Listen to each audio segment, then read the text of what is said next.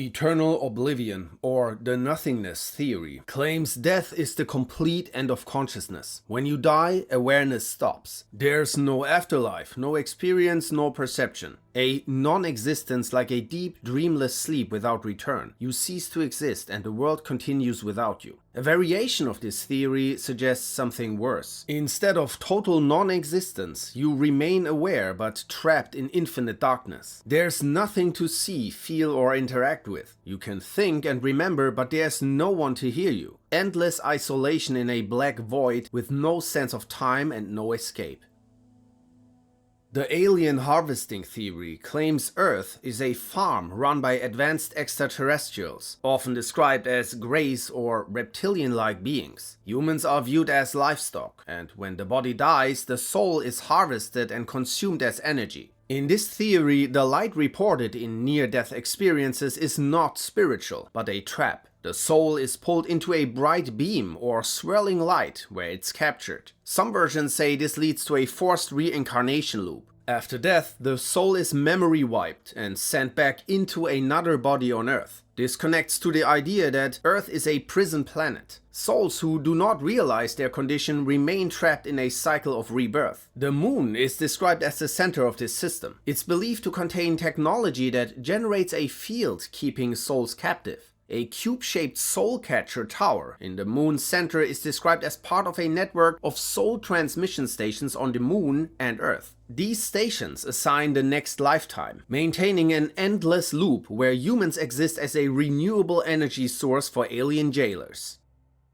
The no-escape theory claims consciousness never ends after death. One version says you're trapped in your own mind without sleep or change and no way out, unable to shut off emotion and thought, in eternal conscious torment. Another version, based on studies showing high brain activity upon death, says your mind becomes trapped in an endless loop, where the brain's final burst of activity stretches the last second of life into a never-ending subjective moment. But the worst version claims you remain fully aware after death, but are confined inside your own corpse. You cannot move or speak. You are paralyzed in a decaying body, buried underground, able to sense rotten dirt, but unable to escape. Awareness continues in total confinement forever.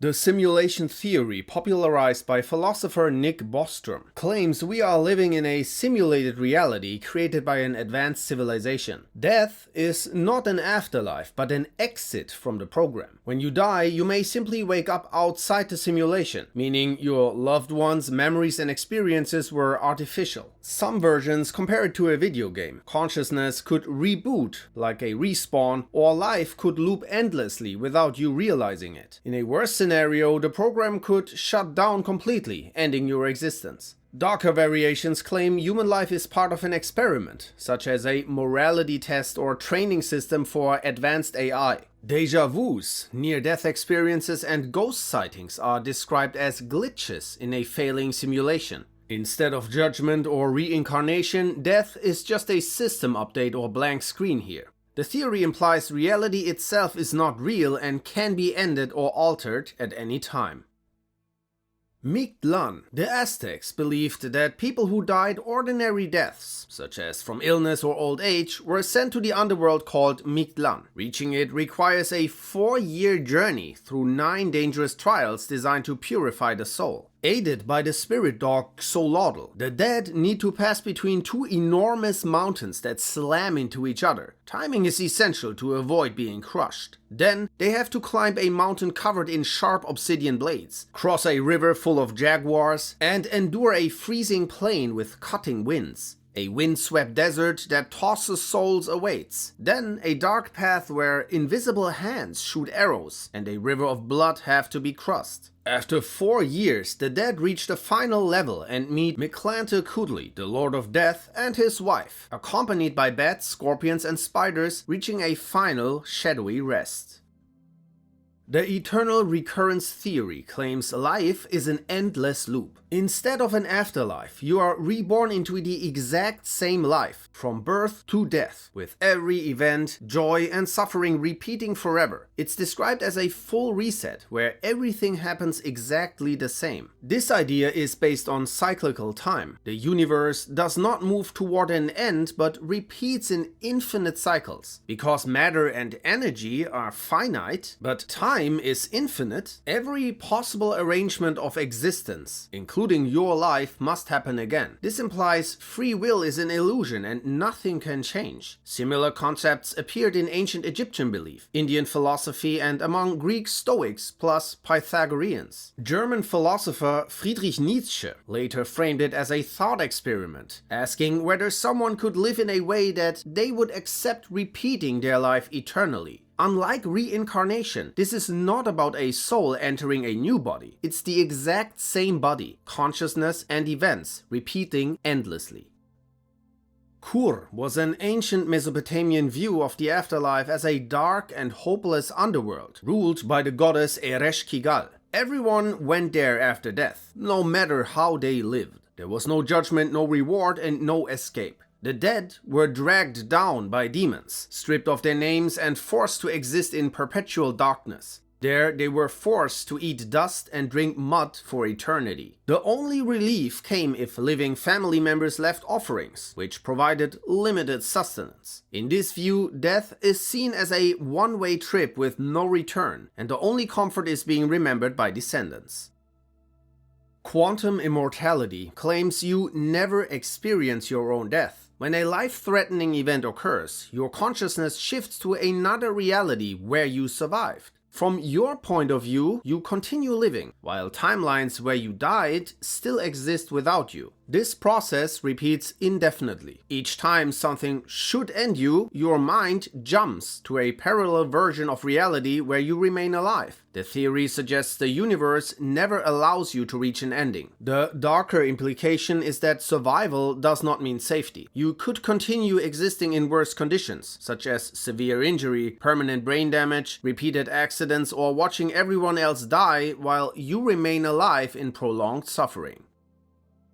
The self-made hell theory is rooted in John Milton's poem Paradise Lost and Emanuel Swedenborg's book Heaven and Hell. It claims the afterlife is created entirely by your own mind. After death, consciousness forms a personal reality shaped by memories, beliefs, fears, and guilt. In this view, unresolved trauma and regret trap the individual in a mental loop. The suffering comes from one's own emotional baggage. Thoughts and feelings manifest instantly, turning fear or guilt into direct torment. Some versions describe this as an eternal state where the soul is locked inside its own mind, unable to rest, escape, or reach oblivion.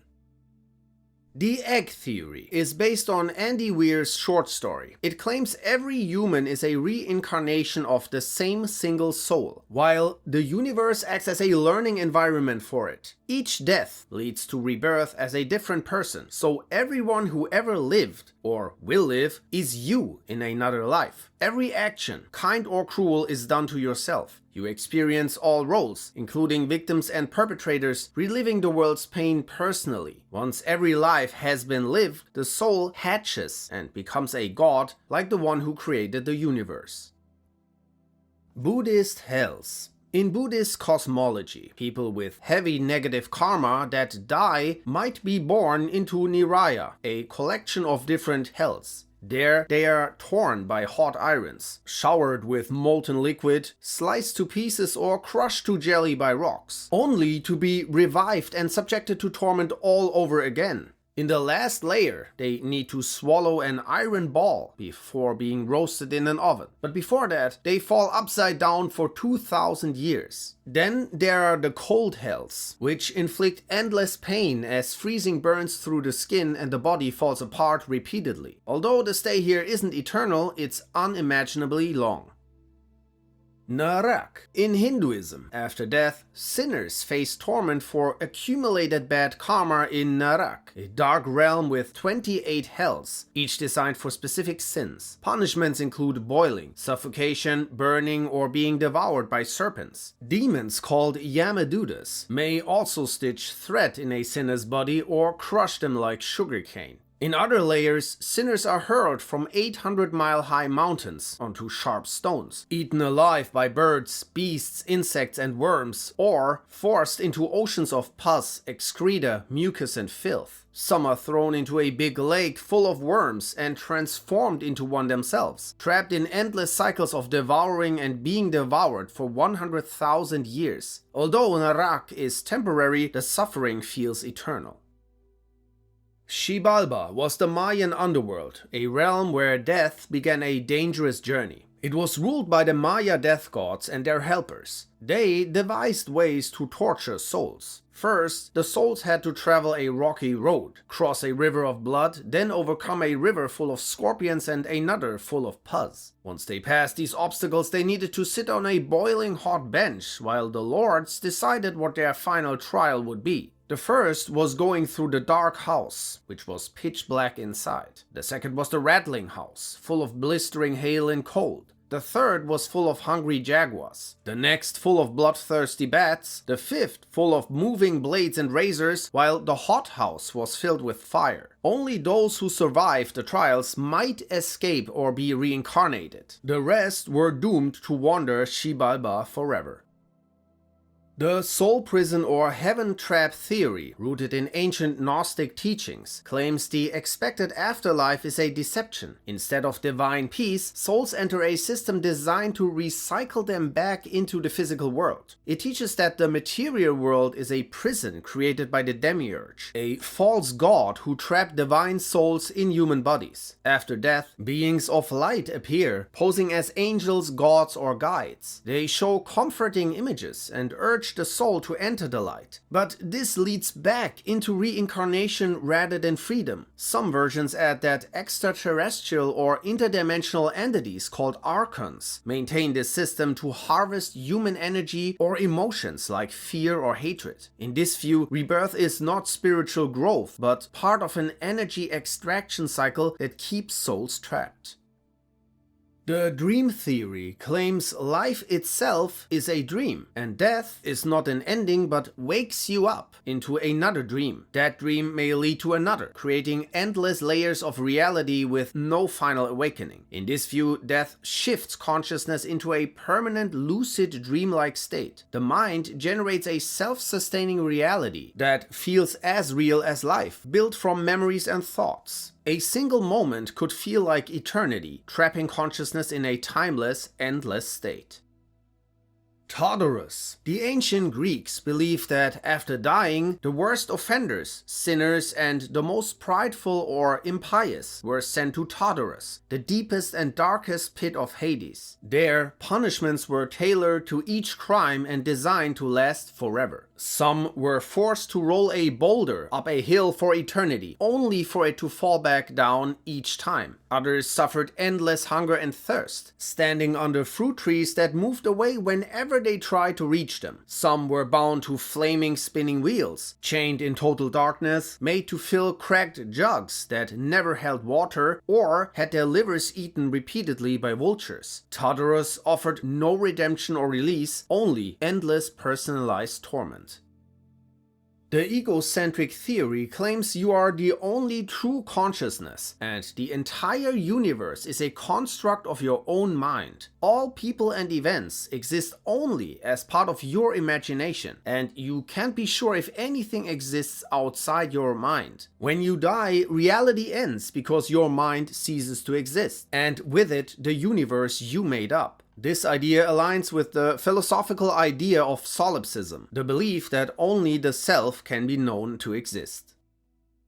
Christian hell is understood as the final state of separation from God, experienced by unrepentant sinners. In many traditions, it follows either immediately after death or the final judgment. It's seen as the result of freely rejecting God's grace and salvation. Historically, hell was described as a place of fire and physical torment. The book of Revelation speaks of a lake of fire and brimstone for the unrighteous, tormented forever. It's also described as a place of weeping and gnashing gnashing of teeth, describing the intense agony, regret, and rage of those excluded from the kingdom of heaven. The Catechism of the Catholic Church defines hell as self-exclusion from heaven, a chosen refusal to repent and accept divine mercy. Many modern interpretations describe hell not as literal flames, but as conscious separation from God, marked by darkness and loss. Eastern Orthodoxy teaches that hell is not a physical location, but a state where God's presence is experienced as anguish by those who reject or hate him. Views differ across denominations on whether hell is physical or spiritual, and whether its punishments are literal or symbolic.